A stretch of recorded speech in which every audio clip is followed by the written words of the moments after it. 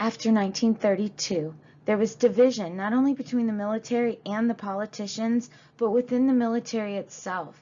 This further destabilized the political situation at the time and would ultimately lead to the establishment of a military government and the descent into what the Japanese call the Dark Valley. Although some generals did not want to replace the government with a military junta, there was growing momentum behind the militarist groups that did. There were two key groups that wanted more influence for the military: the kuduha, or the Imperial Way faction, and the Tosai-ha, which were also known as the Control faction. Both of these groups, though, were imperialist and wanted Japanese expansionism.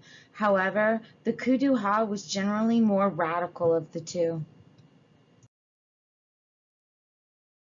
The kuduha faction believed in a military dictatorship that would deliver state socialism.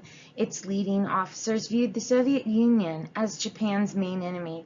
They saw war with the Soviet Union as inevitable and the conquest of Manchuria as the first step towards this. They emphasized national spirit over material force. The Tosai-ha were against terrorism and the use of force to remove the government.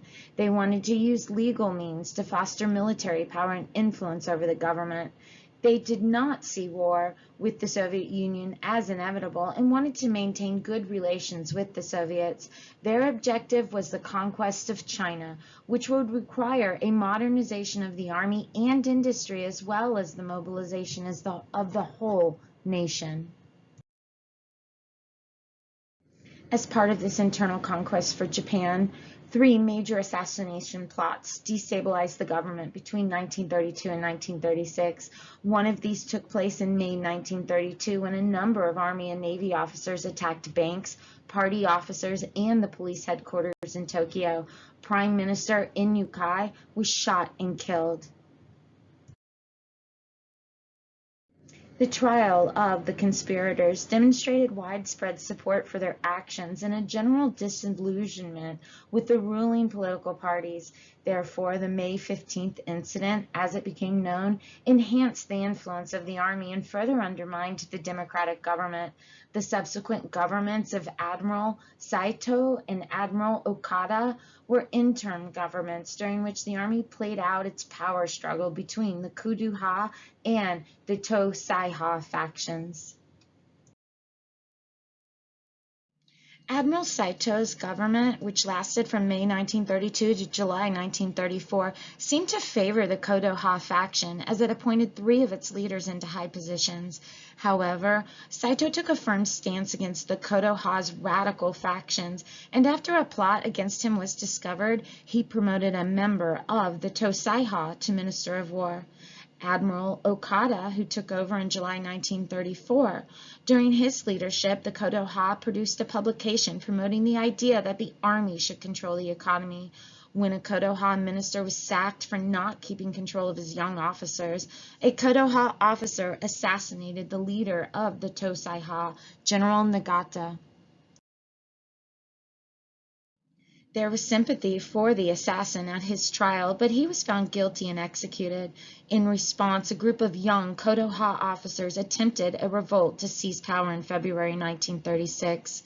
1,500 soldiers marched into Tokyo and took over the parliament buildings, the war office, police headquarters, and the prime minister's residence. They brutally murdered many officials. News of their attempted and bloody coup went around the world. 15 of the key murderers were tried in secret and shot. The Kuduha faction was discredited.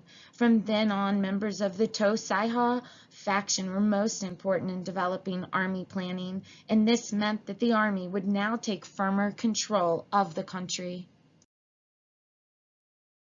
Admiral Okada resigned after the attempted coup, and Hiroto Koki became prime minister. From the start, he was weak and had to make compromises with the military, including agreeing to pursue a strong foreign policy. In May 1936, he agreed that the ministers for the Army and Navy had to be serving officers. He later agreed to a 7-point program for the Army, which basically handed control of the government to the military. Hiroto agreed to expand arms production and support the army in Manchuria. He also signed the Anti-Comintern Pact with Hitler in November 1936. When the National Diet declared its alarm at the direction the military was taking, the government was brought down. The government of General Hayashi was in power between February and June 1937. The Diet was the only instrument of power left that attempted to limit the military's power. However, its politicians were divided. In June 1937, Prince Konoha took over as prime minister, and it was hoped that with his long political experience, he could unite the nation politically. Konoha wanted to restrain the army, but it was soon apparent that he would not be able to. The Tosai-ha faction was dominant in the government, and expansion in China was their objective.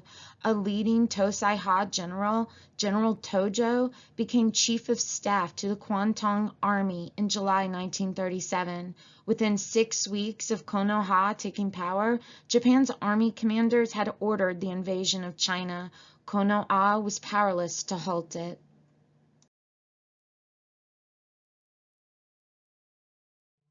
Here's a chart that breaks down just the chaos of this period from 1931 to when General Tojo in 1941 orders the attack on Pearl Harbor. One could see that Japan was not a stabilizing force, at least domestically in Asia, and in fact they were not contributing to the peace and welfare of the region. This was going to be very problematic because it left the military as the only stabilizing force in Japan at this time, and the military wanted to expand. They wanted war, and this leads Japan down a very, very dark valley.